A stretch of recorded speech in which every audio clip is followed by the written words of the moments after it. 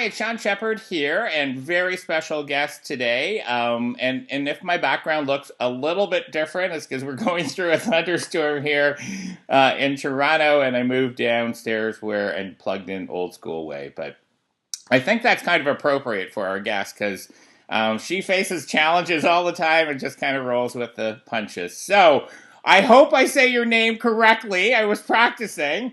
Christel Marchand Aprigliano. Did I get it right? That's correct. You did it. Yes! Yeah. So, not only like a super, super lady that I met a month ago in Las Vegas at the Unconference that many of you have heard about, she's very active in the diabetes community as an advocate. The very first diabetes podcast in 2005, when probably nobody knew what a podcast was. Very few. Yeah. Founder of the Diabetes Collective, and also started the Diabetes Unconference. And there's 18 pages that I'm skipping over because I just want to start to talk to you. But first, thank you for joining us. Shawn, thank you for having me on. I appreciate it. Oh, you're welcome. And I did meet you at the Diabetes Unconference, which we're going to talk about in a minute. Yes. But first of all, what was the inspiration for the Unconference, and how did this whole idea, this crazy good idea, start? So I would attend other conferences that are primarily research, or you have experts who come and they talk for 45 minutes and you have 10 or 15 minutes at the end where you can maybe ask a question. What I found was that the individuals that I met at the conferences who had diabetes we'd end up in a bar or a restaurant or in a hallway, and those were the conversations that mattered the most. That was the most important takeaways. It wasn't sometimes what I learned from an expert, but what I learned from another person with diabetes. So through all of this, I was fortunate enough to attend a Medtronic Advocacy Summit in the beginning of 2014. And during a brainstorming session with some other advocates, they said, what is one thing that you could do that could impact the diabetes community? And out of nowhere, I said, I want to have a conference. I want to have an unconference. And everybody went, oh, that sounds great. What's an unconference? And I said, I want it to have people talk to each other and learn from each other, a peer-to-peer support idea exchange. And everybody went, that sounds great. Go do it. And I went home and said to my husband, so, gonna go ahead and take this big leap. What do you think? And my husband said, you don't do small things. So the next thing I know, I've signed a very large contract with a hotel, and I said, here we go, let's do this. So that was the inspiration. So when you have this big idea, and I can just imagine, you coming home and telling your husband this, what are the first steps? And then tell me a little bit about the process of the obstacles and challenges that you face when you're the first at doing something new. I think that for me, the process is being able to kind of sit down and say, okay, cut these into smaller pieces. Mm-hmm. So if the end goal is to have a Diabetes Unconference with people with diabetes to be able to talk about the things that they can't talk about anywhere else, mm-hmm. What do I need to do to get there? And so, I started to think about how do I reach people, then what is the logistical portions of it, mm-hmm. Who do I need to have as facilitators, what are the things that people may not want to do or people need to do in order to make this happen. So that was sort of how I started that process. I think the biggest obstacle was myself in the start.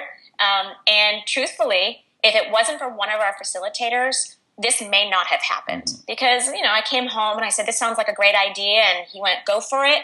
But it was Heather Gable who kind of poked me and said, we are doing this right. Mm-hmm.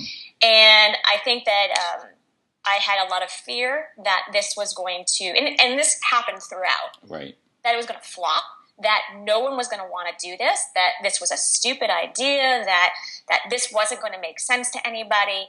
A lot of it was actually just moving through that fear and just saying, I'm going to take this leap of doom, which is another person with diabetes who had made that reference. When you make a leap of faith, you know that everything's going to work out. Well, when you take a leap of doom, you don't know if it's going to work out, but you do it anyways. Yeah. And so I was very fortunate that I had a lot of people leaping with me and that was willing to do that. So I love that. I love that because, you know, going into the magical mystery world of the unknown, that's where the beauty is. And I really think there's no failing, even if nobody showed up, and like there's well, we didn't want that, but so can you tell me about like how did you, like, with the obstacles and you know, signing the contract with the hotel, and you know that's real, now there's money and a commitment and a date on the line. How, like, maybe tell me about that date when you signed and you had a date with the Flamingo. So I got this contract and I looked at it and I said, oh, this looks great. And then I turned a page and it says, if you decide to cancel, and then they had a dollar amount. And that dollar amount was, well, I would need to go back to work full time in order to pay off a nonprofit that signed this contract and wasn't able to fulfill it. So there was a little bit of a financial impetus to get this to be successful. And at the same time, there was that excitement bubbling up at the same time because it gave me a goal. And the goal was, make it happen. No matter what, you're going to go ahead and do this. And so that was my, let's do this. And from there were times, I mean, even up until December, that I thought to myself, well, should start brushing up my resume and getting out there.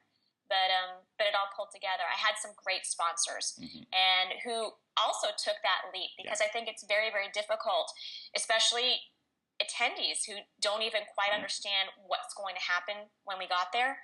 So they were innovative. They were looking ahead. They understand that diabetes is more than just numbers and treatment plans, that there's a lot of emotion, a lot of self-management, and that a lot of unanswered questions, because if you don't talk to other people with diabetes, you may feel completely at a loss for how to proceed on a certain thing in your life. So that was, for me, a big push to make sure that this happened.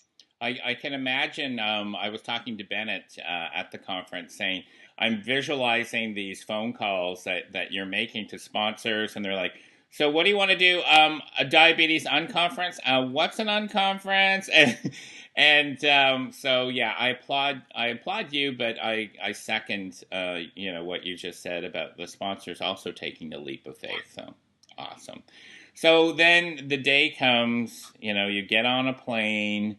You know, I can only imagine what you're thinking about while you're flying to Vegas. It's real. You check into the Flamingo. People are arriving. You know, there was a great cocktail reception on Friday night. And then Saturday morning, 9 o'clock, you walk to the front of the room that's filled. Like, walk me through that. I think that I was a whole series of these surreal moments. And the first was actually on Friday night when people had checked in and they had come to this meet and greet event. And I looked around the room and I kind of had this, I don't know who the majority of these individuals are. And that filled me with such a sense of anticipation, because that said to me that we're reaching out beyond, I have a really great group of friends who have diabetes, and these are people who are going to become my tribe, the people that I'm going to be looking to bear my soul. And that was an amazing feeling. And then the next morning is to stand up there and to kind of take this deep breath and say, in my head, I have no idea if this is going to work or not, but here we go. And if it wasn't for those individuals in the room who had sort of the same feeling, we created this unconference together. All of the participants created this unconference. I could have stood up there and done a day and a half of just talking, but it was talking to each other, which is made it so incredible. So I went through this entire unconference feeling very, while I was in the moment, at the same time looking at myself from somewhere very far away, going, wow, this is actually happening. This is working, and this is making connections that we never would be able to make on social media or on Facebook. These are the intimate connections in a very safe space that, for me, I was able to talk about things I have never been able to talk about in 32 years of having diabetes, with individuals who the day before were strangers. Yeah. And that the next day became some of my closest confidants, that I was entrusting them with these secrets that I don't think anybody ever expected to feel that way. Well, and I've been to conferences, many over the years, and a lot in the business world, and I've never experienced anything like this, and I'm saying that in a good way, where we had everybody leading, everybody was talking, and the trust. I just said to you before we started this interview, I was sharing details that I haven't shared with anybody, and that immediate connection that I didn't know some of these people, and 3 hours later having the most intimate conversations that were real, that I knew would not leave that room or whatever. It simply doesn't translate into words. So I think that's happening with a lot of individuals who attended. Is people ask, well, how was it? What happened? And I think that we're still all struggling, even almost a month later, being able to describe the feelings and the emotions, because it was such a sacred space. So what's next for you and the Unconference? So the Diabetes Collective, which is the 501c3 nonprofit that I started, is going to continue. We are having another Unconference in 2016 in Las Vegas. And we are also adding an East Coast Unconference, because we recognize that some individuals who wanted to attend, it was just not financially feasible to get out there. So we're looking at spaces on the East Coast for the fall of 2016. But March 10th to the 13th of 2016 is going to be in Las Vegas. The second big thing that's happening is that we had a lot of feedback from individuals who were at the Unconference, and then individuals who couldn't attend because they didn't have diabetes, but that they love somebody who has diabetes. And out of this, what we recognized is that the individuals who love us, whether it's significant others or spouses, boyfriends, girlfriends, family members, parents, siblings, even just close friends, they need to have the same type of peer-to-peer support, and they need that same special space that they can talk without any judgment. Because sometimes we're difficult to deal with. I don't know, when my blood sugar is 40 and 50, I'm not like Miss Mary Sunshine. But I think that it's important that they have that. So we are adding a separate session, so a separate environment, a separate sacred space for those individuals to attend. So we'll be having some sessions together, and then we'll be having some sessions that are completely separate, so that everybody who is in the diabetes community, whether you are immediately impacted with diabetes or just love somebody with it and are impacted anyways, will have the opportunity to have a psychosocial event just like this. Awesome. And we're very lovable too, right? We are. Well, like I said, I mean, it simply doesn't translate into words what you've done and what your whole team and what everybody has created. I thank you. It's a one-of-a-kind experience that will not be one-of-a-kind because I'm coming next year. And just thank you for taking that leap of faith. And that's, like I said, that's where the magic happens. And without you coming back with this wild and crazy idea, none of this would have happened. So I just wanted to say thank you. Well, Shawn, thank you. And I want to thank everybody who attended and everybody who shared the information, because we are a community, and this is just a way to strengthen the community and make it be worthwhile, because we need that. So the very last thing, if somebody wants more information or to register, where do they go and find that out? So you would go to www.diabetesunconference.com, and that will have all the information. We'll be sharing more information over the next few weeks. Official registration will open on May 1st. So pretty for soon. Individuals who have, it's very soon, individuals with diabetes, individuals who love us can both register at the same time. All right. Thank you again for your time, and I hope you get a little bit of R&R. Thank you so much, Shawn. Have a great one. You too. Thank you.